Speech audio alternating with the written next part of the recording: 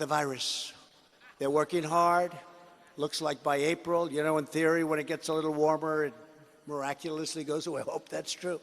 But we have it so well under control. I mean, we really have done a very good job. And so far, we have lost nobody to coronavirus in the United States.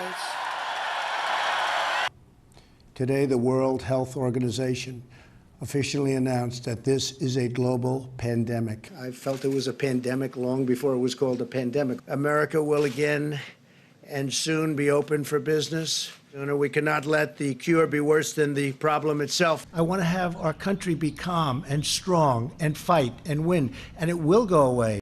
I would like you to speak to the medical doctors to see if there's any way that you can apply light and heat to cure.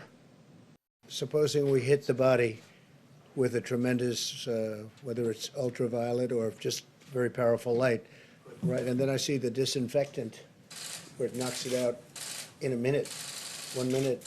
And is there a way we can do something like that by injection inside or almost a cleaning? And a lot of good things have come out about the hydroxy. A lot of good things have come out.